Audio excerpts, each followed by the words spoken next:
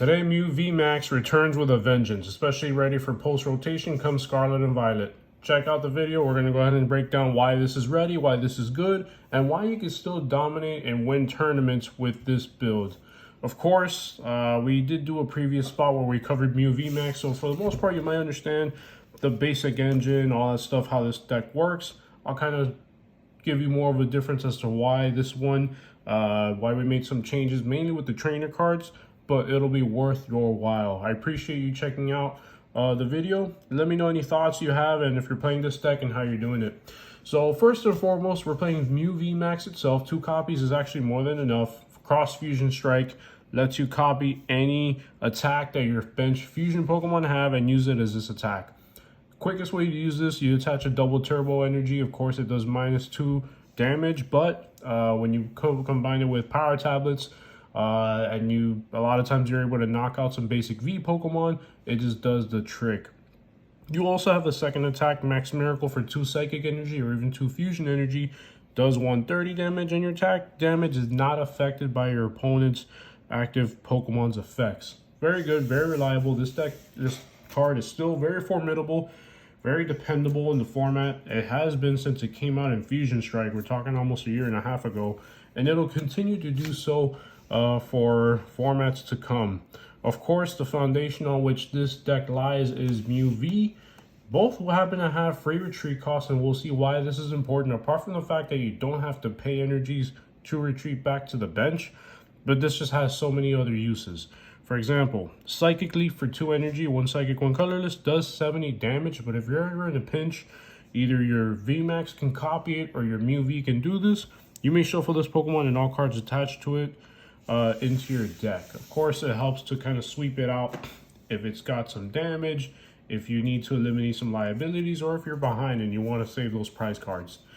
The heart and soul of this deck continues being the Genesect V. Main reason being its Fusion Strike system. Once during your turn, you may draw cards until you have that many cards in your hand as you have Fusion Strike Pokemon in play. If you have 3 Fusion Pokemon, draw until you have 3 cards in your hand. If you have 6 Fusion Pokemon, draw until you have 6 in your hand. And you can do this once per turn, but per Genesect V on your bench. Super reliable, super useful. The only bad thing is that you don't want to be attacking with them, but that's fine because Mew VMax is going to be your main attacker anyway. You just got to keep your Genesects on the bench and away from liability, any damage. Meloetta, we're paying 1 copy of the Fusion Strike. Since this is the Fusion build, we could definitely do the double turbo energy build, but this has both. Fortunately, you can do it however you please, but if you do go with the Fusion Strike, this is one of those cards you'll be including. Meloetta, 90 HP for 1 psychic or 1 colorless energy. Its Melodious Echo does 70 damage times each fusion energy that's attached to all of your Pokemon. So if you have 3 fusion energies on the field, it does 210 damage.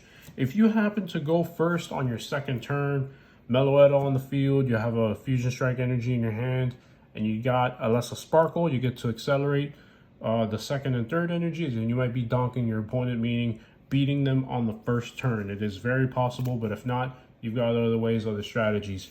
And of course, Oricorio Fusion is your last Pokemon in this deck. Kind of thin with the Pokemon, it only brings you up to 12.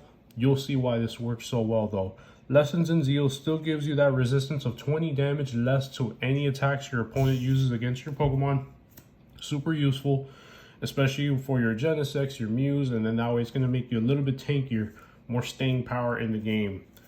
On to our trainer cards, and the first one is going to be probably the most important one in this deck. Battle VIP Pass, super strong, super useful for a lot of decks in this format, but honestly, it was introduced in Fusion Strike for your Fusion deck.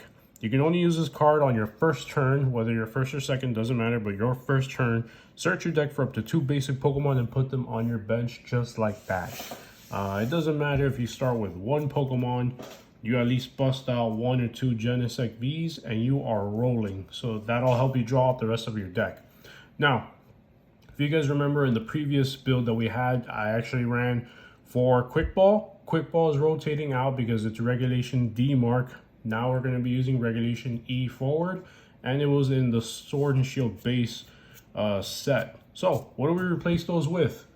2 nest balls. These are actually printed in Sun and Moon base 6 years ago, and it will be seeing a reprint now in Scarlet and Violet. So this is a very relevant card. If you guys happen to have these tucked away in your closet somewhere in your drawers, for each one of these, you get to search your deck for Pokemon, a basic Pokemon, and put it on your bench.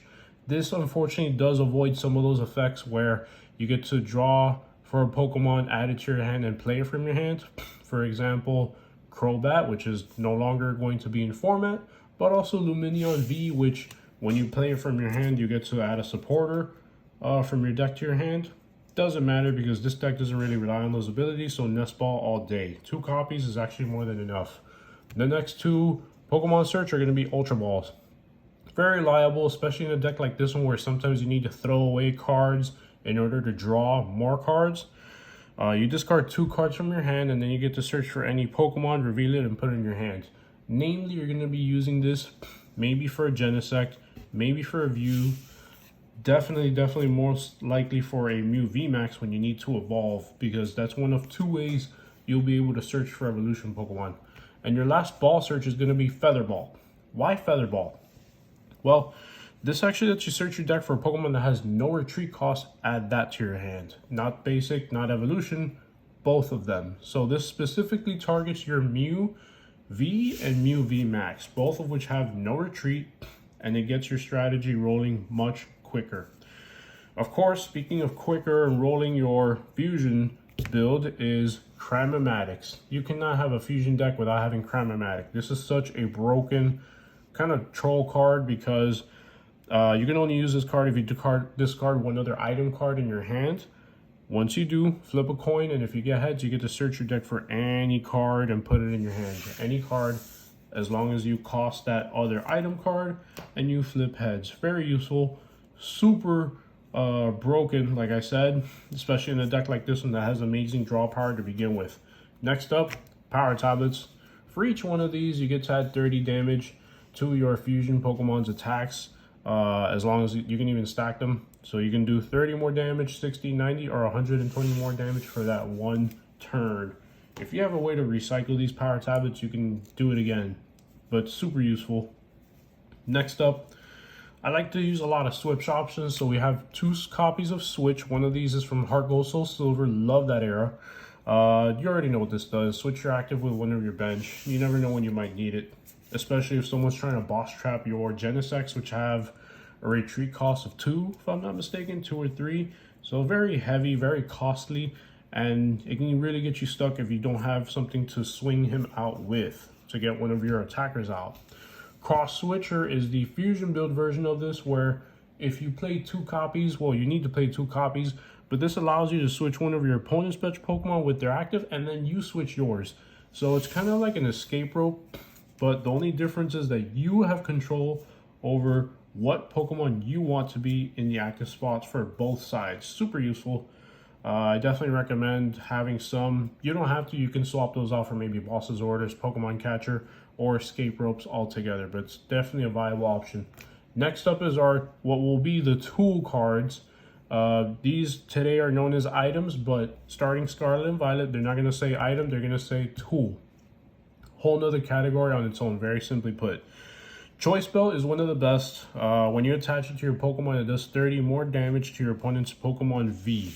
Although Scarlet and Violet is now going to bring EX Pokemon, which is like the higher tier Pokemon types. Well, there's still going to be Vs and VMAXs running around, as well as V-Stars. Think of Giratina V-Star. Think of other Mew VMAXs. Ice Rider Calyrex. Origin Form Palkia V-Star. These are all going to be affected or at a disadvantage when you use these choice belts to do 30 more damage against each and every one of them. Trekking Shoes is a card that I'm happy to include in this build because it makes the deck a little more of a turbo build.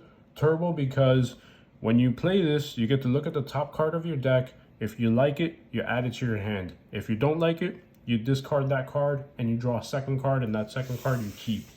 If you're able to find room to add a 4th Trekking Shoe, I definitely would. A lot of people have opted to exclude this card out because they're actually putting 2 copies of Forest Seal Stone. I don't have any Forest Seal Stones, so if you have those, definitely go ahead and add them in. If not, trekking shoes is definitely a good alternative option, since this used to be the original card that we would include in this deck for those spots. Next up is going to be Lost Vacuum. It's a good idea to have 1 or 2 copies, as long as you put another card in your hand from the Lost Zone when you play this card first. You get to choose a Pokemon tool attached to any Pokemon or stadium in play and put that card in the Lost Zone. So while this isn't too much of a Lost Zone deck, it's very nerfy, very disruptive for your opponent. It can catch them off guard if they're trying to set something up specifically to counter you and you counter their counter. Very useful. Can't stress that enough. You could always probably take it out if you want to, but I do recommend having at least 1 copy. Echoing Horn is another great card to have from Chilling Reign. You get to put a basic Pokemon from your opponent's discard pile onto their bench. Why is this useful?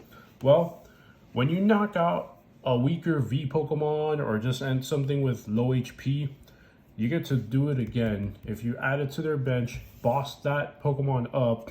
Let's say it's a Pokemon V that has low HP and you need 2 more prize cards and you have a boss's order, boom, that's game right there. You get to get 1 to 2 more prize cards, easy peasy, and probably avoid the big threat that your opponent has on the other side of the field. Next up are supporters. Excuse me. We're playing Alessa Sparkle, only 2 copies this time around, because it does depend on your Fusion Strike Pokemon. You choose 2 of them, and then you search your deck for a Fusion Strike energy for each one of them and go ahead and attach it to them. Especially useful early on if you got Meloetta set up and you're trying to get a quick win. A little cheeky, but it does work sometimes. If not, you can always just use it to power up your Mews or Genesect if it's trapped in the field. Boss's orders. If I had 2 Cyrus copies, I would, but I mean, Lysander's cool too. Very simple. It's your gusted option. You get to switch your opponent's bench Pokemon with their active. That's one of the best sweeper cards in the, towards the end of the game where you're trying to get the last few prize cards. You are set. The next 2 cards are actually also additions. We're playing Judge, and if you notice, this is also from Heart Gold Soul Silver Unleashed, but this card was originally re-released in Fusion Strike as well. I don't have any of those copies, but it's also going to be reprinted in Scarlet and Violet. So it doesn't matter which version you have, what it looks like, as long as it's Judge. All copies of Judge are legal and viable as of April 15th, which is when the block is going to rotate and Scarlet and Violet becomes legal, and a lot of Sword and Shield sets are going to be coming out. Why do we want to play this card? It does the same thing Marnie does. Both players shuffle their hand into their deck and draw 4 cards. This is especially strong against for example, Lost Zone Engine deck or any other deck that draws a lot of cards and has big hands. You get to put that hand away and your opponent has to start over. So very disruptive, very strong. At least 1 copy. If you can bump it up to 2, I would recommend that. Roxanne, it does something similar, but it's more useful when your opponent is ahead in the prize race. Once they've had taken 3 prize cards at least, you get to shuffle your hand and theirs into each other's decks respectively. You draw 6, they draw 2. Roxanne is very recommended in a lot of decks for that reason.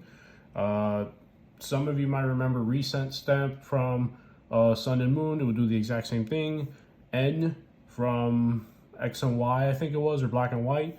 It would do the same thing. This is something that has been very, very useful, very strong, and it's actually going to come out in the 2nd or 3rd Scarlet and Violet set. You're going to see that same card, different supporter, but similar ability as those mentioned. Rounding off our supporters is 1 copy of Silene. You could probably include 2, but 1 is actually more than enough. Flip 2 coins. Put a number of cards up to the number of heads from your discarded pile on top of your deck in any order. So this is great really to recycle cards that you want to use again.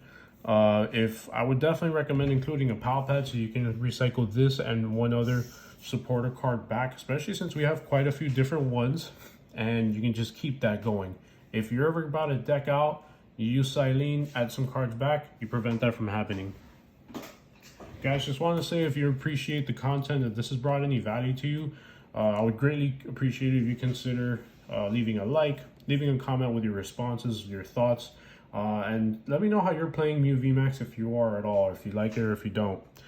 Next up, we've got our stadium cards, and we have 2 copies of Lost City. This is especially useful when you're playing against Drapion V, the wild style one, which is hyper useful against Fusion Strike, or any other threat that is strong against yours, maybe a Giratina V-Star. And instead of sending it to the discard pile, you get to send it to the Lost Zone. That's why you want to play Lost City. We're only rocking 3 stadiums altogether, these 2 and one other one that I'm going to show you next. You don't have to play them immediately or right away. Whenever you see that your opponent has a stadium that is strong against yours and you want to just bump it, I would suggest playing those Lost Cities. Or you can also play a Path to the Peak. Path to the Peak eliminates any abilities for Pokemon with rule boxes. This is still something that's going to apply in Scarlet and Violet, because even though it says Pokemon V and GXs, well, guess what? Pokemon EX also are considered rule box Pokemon, and their abilities would also be shut down with Path to the Peak. So as long as it's not nerfing your abilities, which if you play it, it will, but you can control the timing of which when you do it. If you're still setting up and drawing cards, don't do it, because then your Genesect will not be able to draw cards for you. But once your board state is a lot more built and prepped than your opponent's, slap down that Path to the Peak, especially after a Judge or Roxanne, and you're going to put your opponent in a pinch. Last 2 cards here, we're playing 3 copies of Double Turbo Energy, sorry. So this is very useful for powering up your Mew VMaxes for that Cross Fusion Strike, or also for rotating out your Genesect Vs if they happen to be in the active and you need to get them out into the bench. Again, I stress that enough, but because whenever you get boss trapped, it's very easy for anyone to knock out a Genesect V, and that's 2 prizes. A huge liability, but cards like this, switches and the like, are very useful for getting those out in a pinch. And that's probably the biggest weakness this deck has, as well as maybe drawing too fast and then you deck out, stuff like that. Last card we're playing, of course, is not a fusion build without Fusion Strike Energy. You already know what this does. As long as you attach this to one of your Pokemon, your fusion Pokemon, it provides 1 of any color energy, any type, but it also prevents all effects of your opponent's Pokemon's abilities done to the Pokemon that this card is attached to. So if you're ever playing up against Umbreon VMax, its Dark Signal ability bosses up one of your Pokemon. If that Pokemon happens to have a fusion energy, that ability against you does not work. That's pretty much the simplest explanation I can give you. There will be other ones, but that's probably the most concise and direct one. Any suggestions I would think to add to this deck? Like I mentioned, I would consider maybe adding 1 copy of Palpad, just to get your supporters cycled back into the deck. Maybe you can always do away with either removing the DTE energies or remove the fusion build altogether, and you can kind of twist it in any direction you'd like. But this is a very useful deck, very consistent build. At one point it was kind of expensive to put together, but now you can actually buy the league deck. I think last year it came out in November 22 for the majority of these cards. It's not going to have the nest balls, the judges and stuff like that, but that would be minor tweaking that you have to do on your part. Other than that, this deck is rotation ready, rotation proof, and it's ready to dominate any tournaments you go to. Do not be worried about Lost Zone Engine. Do not be worried about Miraidon EX or Koraidon EX, or even Gardevoir for that matter. This is going to be one of the top decks in the format. Maybe not the best one. I will still say it is, but only time will tell. That's how the meta always plays. Guys, I appreciate you taking out the time. Thank you so much. Leave a like on the video on your way out. Share this with your friends, and be looking forward to more deck builds. You can look forward to that. See ya.